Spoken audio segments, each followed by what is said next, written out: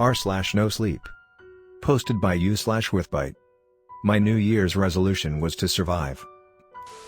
Every year around this time I used to go on holiday. I was not looking for winter sun or peace and quiet. I was looking for the end of the world. This was a particular interest of mine which began in 1999. I was working in IT and had been caught up in a wave of speculation called Y2K. As I'm sure you know, due to the way computer programs had been written, there was widespread fear that when we reached the new millennium the machines which already ran so much of our lives would interpret the date as being January 1, 1900. Chaos would ensue. Hand on heart, whether there really was a problem in the first place or not I am still not sure. I had my doubts back then but kept them to myself. I was not going to bite the corporate hand that fed me. And in the end, power plants did not explode and planes did not fall out the sky. The world woke up on New Year's Day as it always had, with hangovers and vows to join a gym. I started 2000 with a very healthy bank balance. For months I had been working all hours on solutions to the glitch and being paid extremely well for it. I was, though, feeling pretty disillusioned with computing. I had seen the future as increasingly led by ever more sophisticated technology but, as winter bit the January, I sat in my apartment and decided I wanted to walk away from the career ladder. I invested the money I had earned very carefully and lived frugally, taking on consultancy gigs now and then to top up my savings. My one extravagance was my annual jaunt in search of the apocalypse. The spark which lit this eccentric fire was reading about 1900. Safely out of the other side of Y2K, I had wondered what life was really like back then. Was, I wondered, the world a much better place without computers? My research, however, took me in a totally unexpected direction. I already knew that 1999 was not the first time otherwise rational people thought civilization was going to come crashing down around them, but I had not known just how many times throughout history that groups, or cults, or call them what you will, had figured that the world was going to end on a certain date. We're talking fire, brimstone, floods, all they coming to get you. As we all know, for obvious reasons, none of the prophecies have ever come true, leaving countless disappointed followers and red-faced leaders. Maybe I'm just a sucker for seeing people fail, but I could not get enough of this saga of good old-fashioned deceit, delusion and dismay, and I devoured book after book on the subject. I found there had been as many varieties of the end of times as there are days in the year, but I was increasingly drawn to incidences where the final call came at midnight as one year turned into another. I guess this was because of the memory of waiting nervously at my workstation as the clock ticked towards 12 in the last minutes of 1999. And, luckily for me, the end of the world at New Year continued to be a hot and very current topic and I was able to indulge myself repeatedly. I stood on mountaintops as acolytes huddled close by shivering in their underwear. I waded out to sea and waded alongside wailing grown men and women. I once squatted in a cave in total darkness, the only sign I was not alone the occasional cough or the sound of someone breaking wind. Every single time, the world continued to turn, undestroyed, unjudged, and I returned home already wondering where my next adventure should be. 12 months ago, I stepped off a train in the English countryside. The apocalypse was due near here in 2 days. It was also raining. I thought longingly for a moment about my hot tub at home, then pulled up the collar of my far too thin coat and set off walking. I had tried to book a taxi in advance, but when I got to the part where I gave the name of my destination, an uncomfortable silence followed. 2 of the taxi outfits I tried then simply hung up. A third muttered, "We don't go there," and then left me listening to the disconnected tone. I was disappointed but not surprised. The places I visited on my annual trips were usually shunned by everyday folk. Or rather, the people who lived there were. Cults were not welcome neighbors.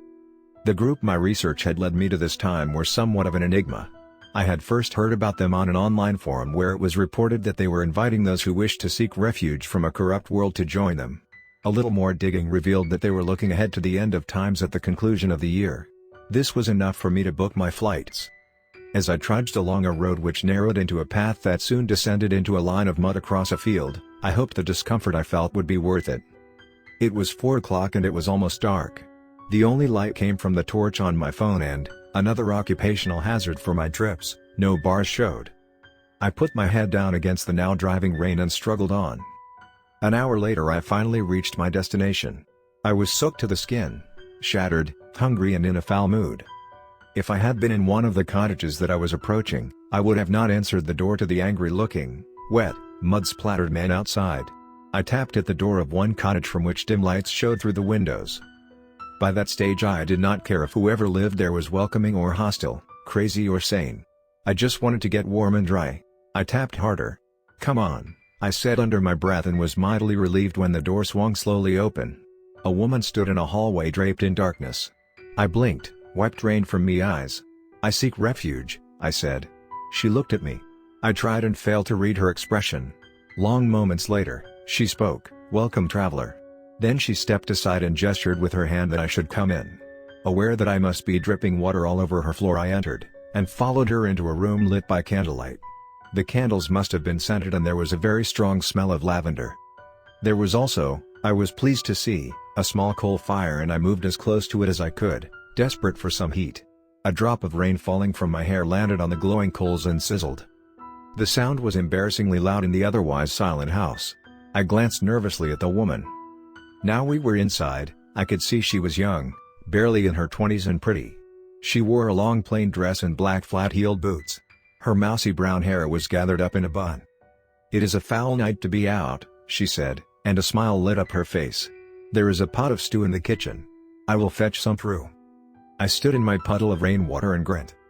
After I had eaten 2 portions of the stew, a mix of root vegetables and a fatty meat, she showed me to a small room at the back of the cottage.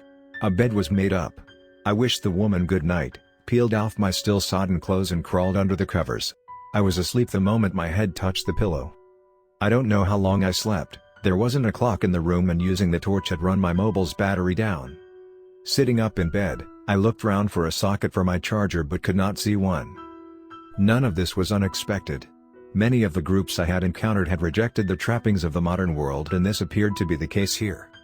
I was also not perturbed by the fact that I was sleeping in a complete stranger's home, one whose name I did not even know.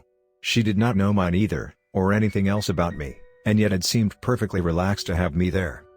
I'd yet to meet a cult that turned a potential new member away, and as I dressed and set off in search of somewhere to clean my teeth, I was looking forwards to experiencing the end of the world in the company of this woman and her companions. I was whistling merrily as I poked my head out into the corridor. The devil's music. It was not the young woman who said this, but a man. He wore a dark pinstriped suit. It was faded and filthy, but not as filthy as his face, which was caked in dirt. I realized I was staring rudely and decided to do what the English do when in doubt in any situation: apologize. "I am sorry," I said. "The devil's not interested," he replied. "He's too busy singing along to the fetid tune you make." Whistling is a no then, I thought, and went full English. "I am very sorry." Thankfully at that moment the young woman appeared. She was standing in a doorway, dressed as she had been the night before, but now in the daylight I could see that she wore makeup, a white foundation over her face and below her chin where it met the high neckline of her dress. This seemed somewhat incongruous with the plain, antiquated nature of our surroundings. I was thrown a little more when I noticed that her hands were also covered in foundation.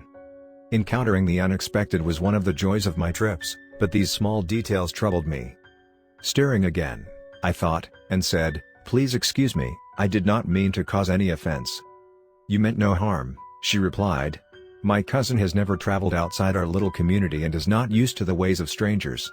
But let us not worry about such things. At the end of this day we shall leave all such matters behind. So come, please. We must prepare." Saying this she reached out and put her hand on mine. Her skin under its unnatural white layer was cold. I tensed at her touch. Wished I had not when I saw the hurt in her eyes. Hurt I had caused with my reaction. "I am sorry," I said. Meaning it this time. She looked away and moved towards the front door, opened it and stepped outside. Feeling bad, I trailed after her. The man, her cousin, followed. I could not see him but I could smell him. He stank. There were around 24 cottages gathered close together. I had only seen a handful the night before in the darkness. They were built of sturdy-looking stone and looked deserted, apart from one. Smoke rose from its chimney and the young woman went up to the door. She did not knock, and it must not have been locked because she went right in. The smell of lavender I had noticed the night before drifted out of the open door as I waited for her. It was unpleasantly heavy, and I was relieved to be out in the fresh air where its effects were passing. I forgot all about this when the woman returned. She was leading an old woman by the hand. The old woman was blind. Where her eyes should have been there were empty, dark spaces. As she was led closer, I saw that her skin was also covered in a layer of powdered white. "Grandmother," the young woman said. "We have been joined by a new soul seeking refuge." I tensed, anticipating that the old woman would touch my face, wondering if her fingers would be cold as well, but she only smiled. Smiled and revealed blackened gums and yellowed teeth. I forced a smile in reply, then realized I was wasting my time. "Pleased to meet you," I said. Still acing those British manners, I thought, and watched as the cousin took the grandmother's other arm and the three of them set of walking. For the first time in my travels, I was seriously tempted to bail. These people were creeping me out. Then I gave myself a good talking to.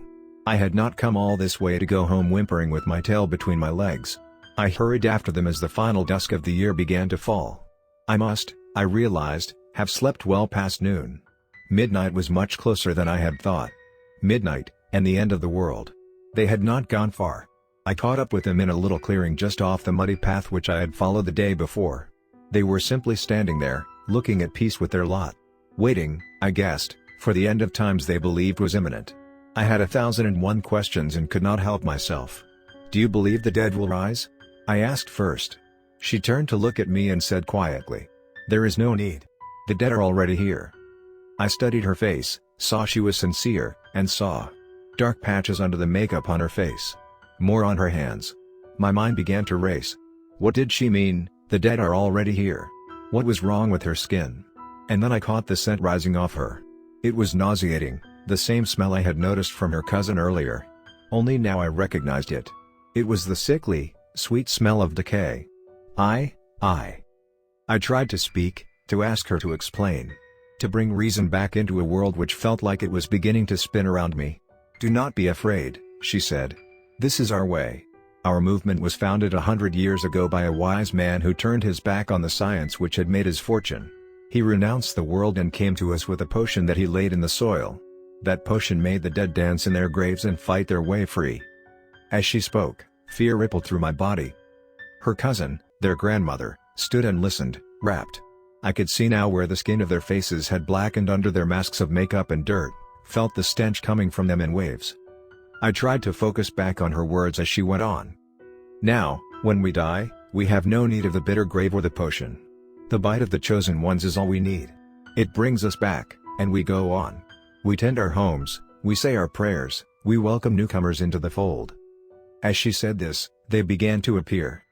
They emerged from the nearby cottages. Some were dressed in rags, others in finery. Some were still decaying, and even in the depths of winter delicate clouds of flies followed their every step. Some were little more than bone, and these sightless ones were led by those still with flesh enough. All chattered ceaselessly, teeth clacking, lipless mouths muttering, the remains of vocal cords and rotting tongues straining to be heard. I watched transfixed. They were not like any cult I had encountered before.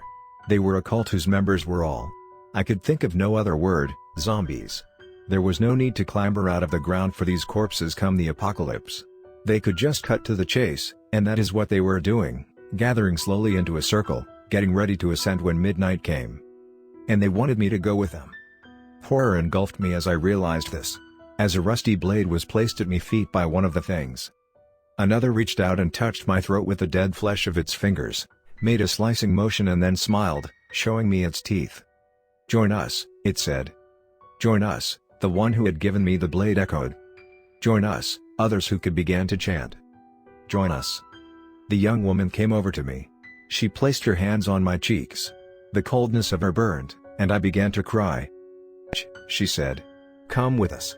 Be one of us." And then she kissed me. Her lips were dry, her breath rancid. I wept and tried to move away. But she held me tighter and began to press her body against mine. My temper flared at this. I pushed her, lashed out, and hit her in the face. Her rotted flesh gave way and my hand sunk deep inside her. Bile rose into my mouth, and I yanked my hand back out. A gaping hole remained. I could see the bones inside her, and maggots curling in dismay that their feast had been disturbed. I could take no more. I turned and ran. At midnight I was still stumbling through the dark angle of the countryside. In the distance I heard fireworks. Some innocent celebration by those who had no idea the terror which dwelt so close. By dawn I was on a train to the airport. I did not sleep during my long journey home. And now? I do not know if they ascended.